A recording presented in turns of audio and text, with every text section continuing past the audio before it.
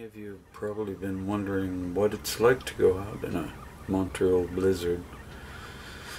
Well, I'm just about to go out and do just that.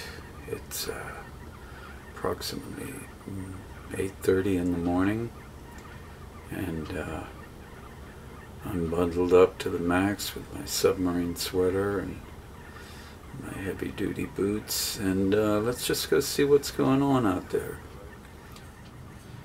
This is how I'm going out. It's going to be miserable.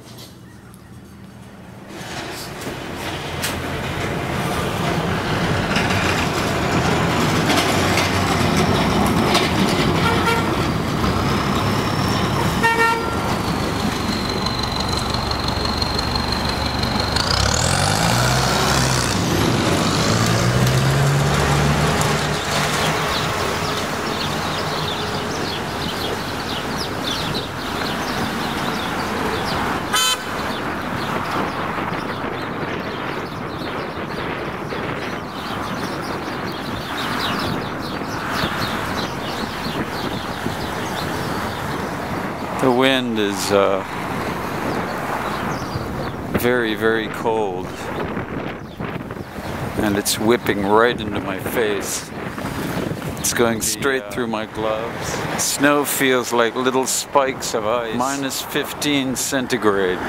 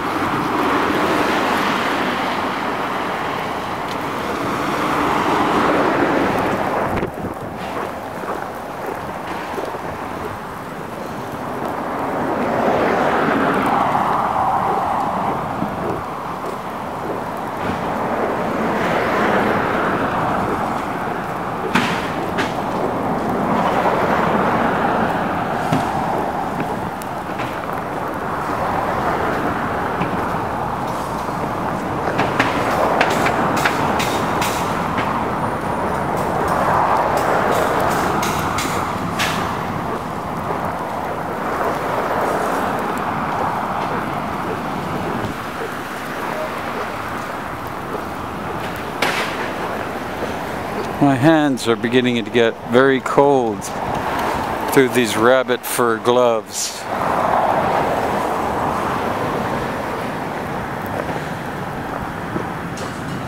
And yet, there are men working.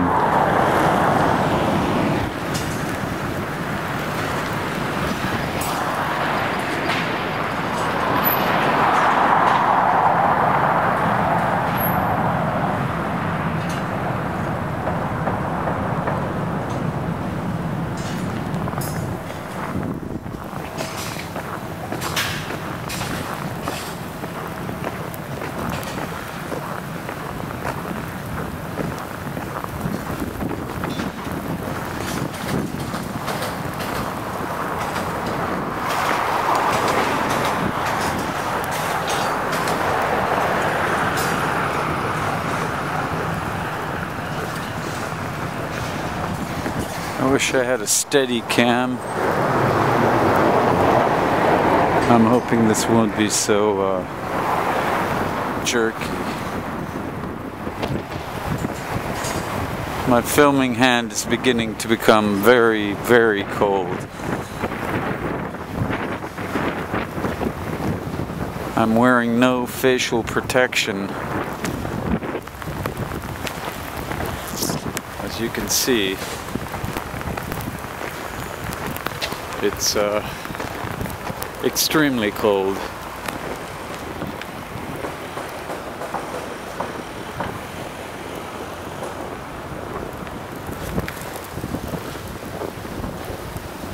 I don't think I'm going to go in here though. Oh, the wind is horrific. Let's take a self-portrait.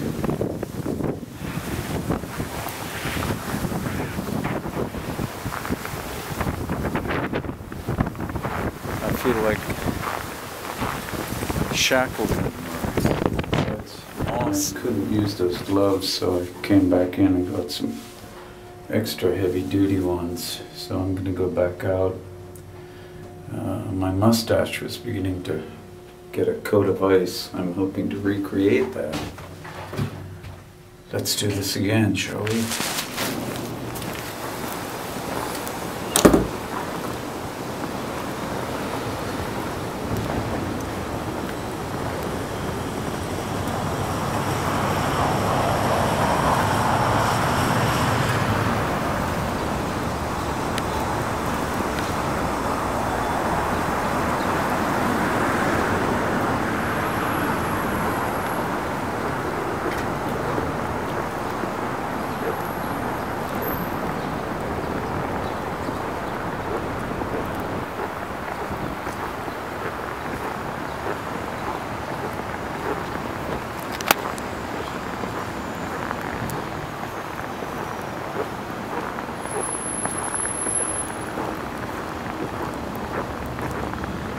Much better, but on this side of the buildings there's no wind, so it's quite balmy. Of course we're going to go where the wind is the strongest. It's not snowing as much as I thought it would be.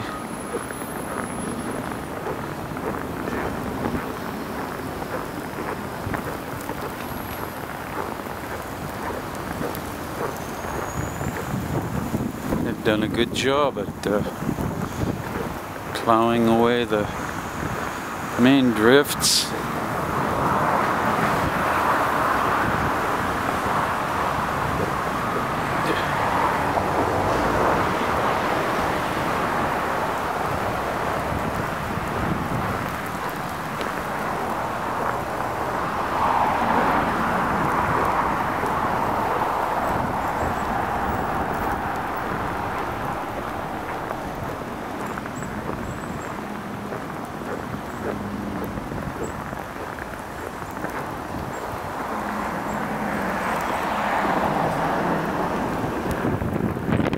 Here's where the wind starts.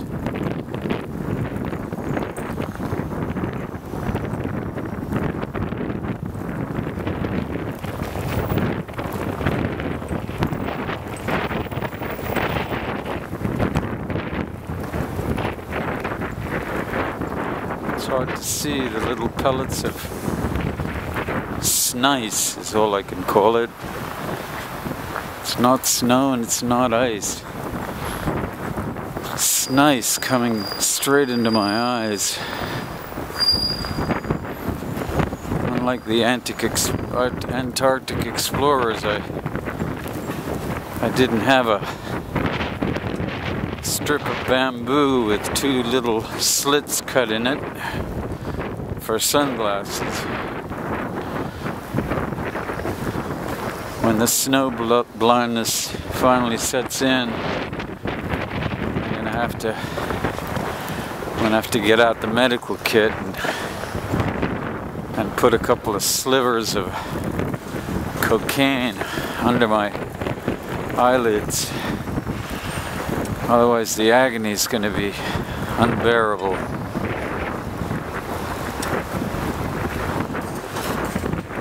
The wind is a coat of cashmere.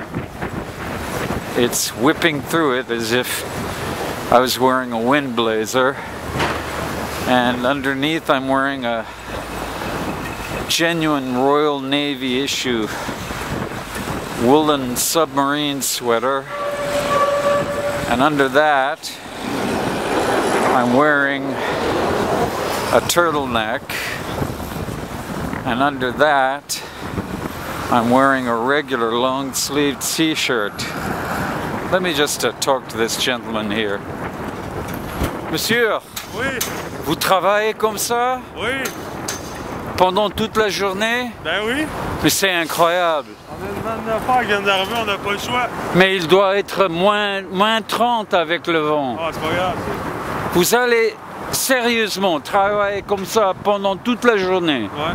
Vous avez des breaks? Ouais. 30 minutes ou quelque chose? Aux 2 heures, on a un break. C'est incroyable. Bonne chance, monsieur.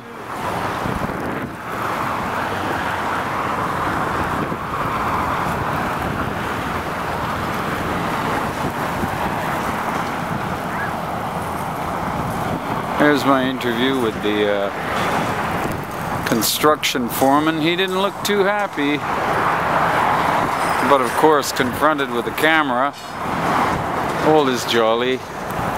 I'm sure if you'd gone around with a camcorder on the deck of the Titanic at around midnight, you'd have got all sorts of jollified responses. What, me? Worry? Would you like a game of gin rummy, friend? Come, you look like the sort who likes a bit of tipple. Shall we break out my I've saved this bottle of 1811 cognac all the way from Germany. Come on, old fellow, you'll never make those boats. You can see it all now. Kids mugging for the camera as they hop onto the lifeboats. And me right there in the thick of it with my trusty camcorder.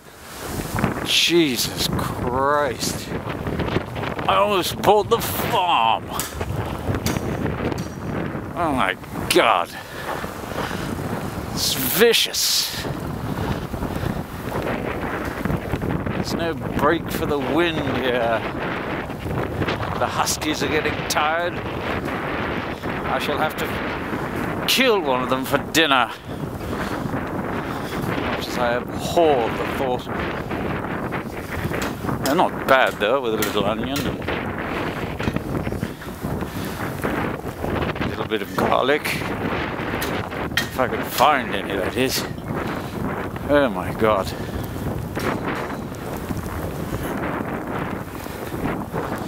All these poor souls must be freezing their asses off.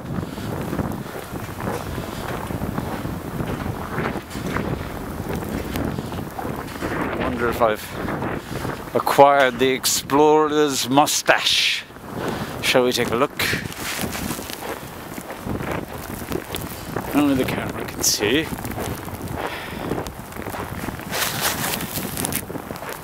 I hope the image stabilization is good on this thing. I wouldn't want you to get a headache.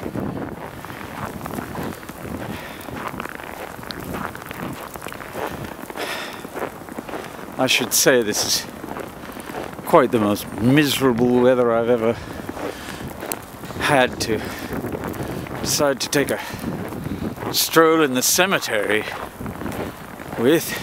My God. Can't even see the road there. Look, it's completely gone. But in order to make this a complete pilgrimage, we must go all the way to the end of this little cul-de-sac. My lips are becoming numb. I can no longer pronounce the words properly. And in spite of all this moisture around, I feel a good deal of thirst. Yes, although I know it's suicide to eat the snow, I shall refrain. I shall wait until I get back to camp. Camp and dear old Frank and Ernie and Doug, they're all waiting for me with a nice pot of hoosh. For those who don't know what hoosh is, it's a combination of seal blubber, penguin, and a little pemmican mixed into some melted snow. And actually at the end of a long day man hauling, it's actually quite refreshing. I should have to say. That is, if we had much more of it. Oh dear, I don't fancy crossing this.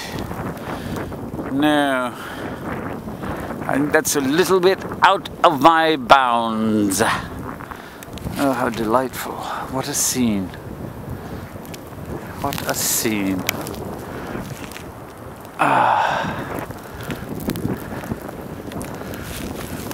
The sheer awesomeness. It quite belies description. She looks like she cries out for deliverance from the snow and the ice and the eternal abyss in which she dwells. I fear for you, dear Florence Corbet. Though you died in 2005, your spirit lives on this video. So, shall we turn back?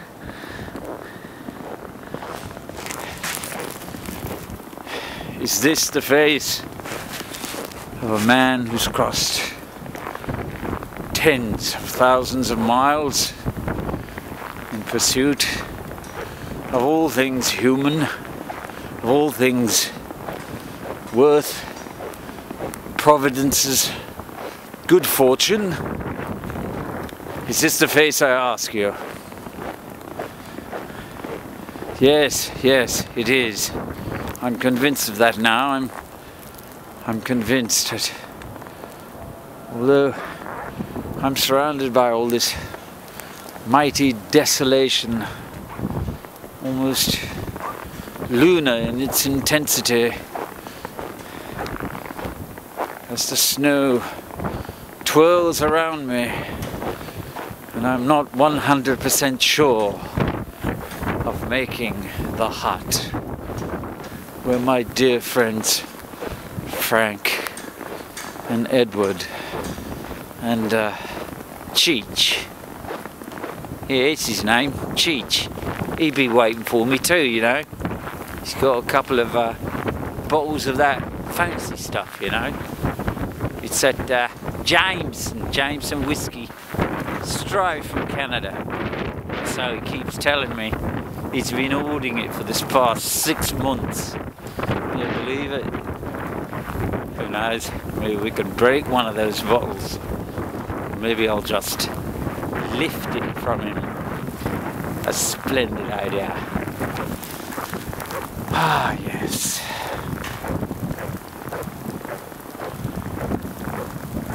The crunch of new snow underfoot. How exhilarating it is.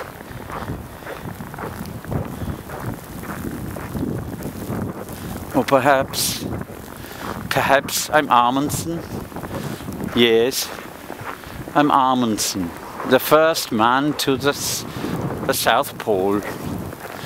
They're 40 days ahead of that bungling, incompetent Robert Falcon Scott. What a fool. He thought he'd conquer the Antarctic with a bunch of ponies.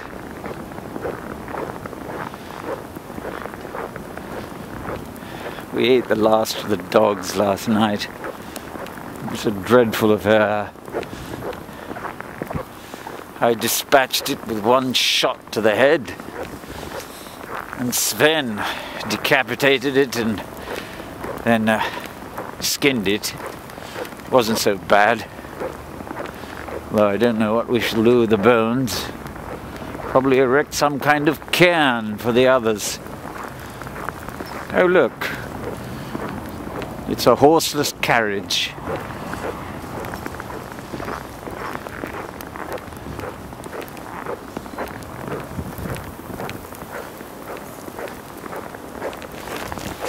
So how do I look now, eh? Quite exhausted. The dog's yapping behind me. There's so much further to go. I can't believe it. I've done at least 50 miles today. Oh, how they will fate me as I get home, and I shall be showered with confetti. People will line the streets of London, all calling my name.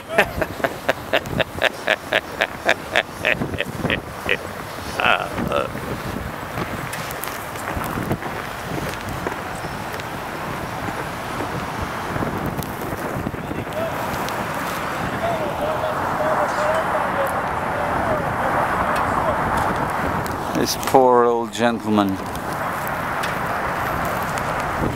I can't make the focus work. My fingers are too numb. There we go. Now let's see what we can zero in on. I just can't believe these people are working.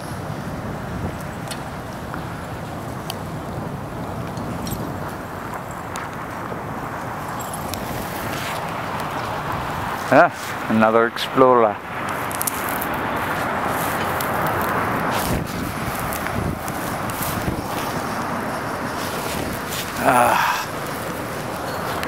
Gosh, this is frustrating.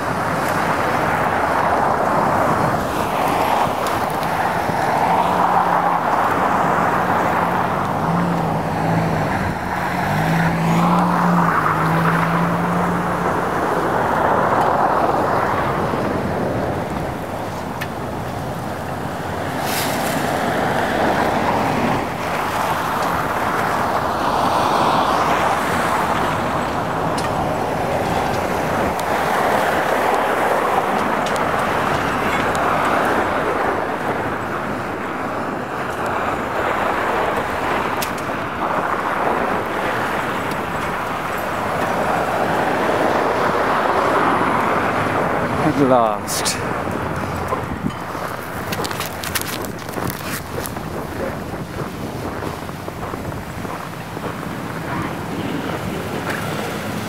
At last.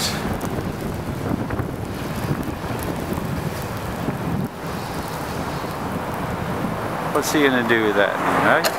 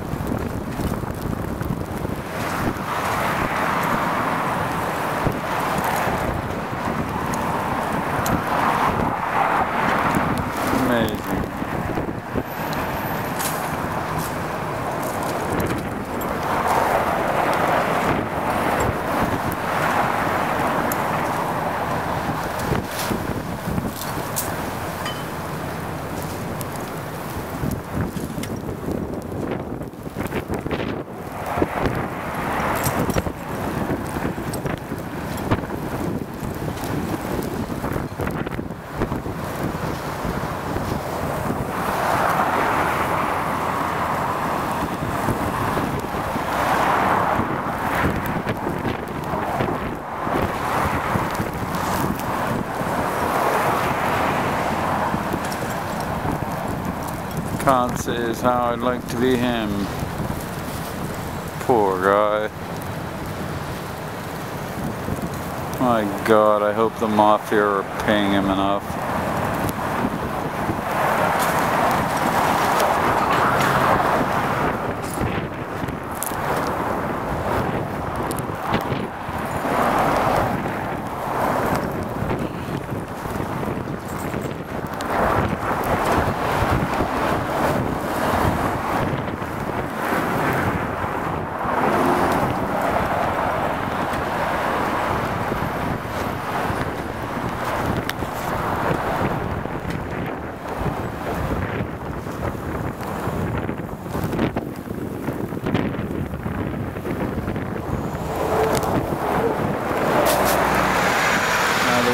Really blasting. I've become used to it. It's actually not so bad anymore. The coat is doing its work. So is the sweater. I could probably last another hour or two, wandering here and there.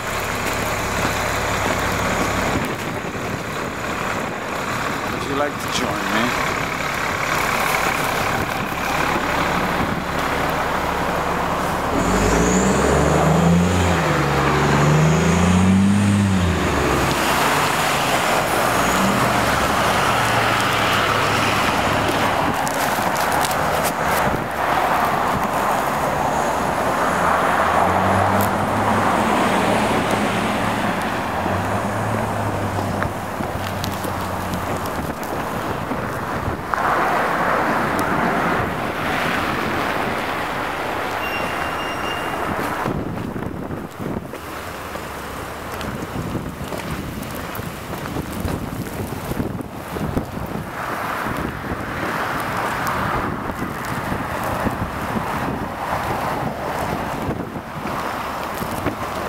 Home again, home again.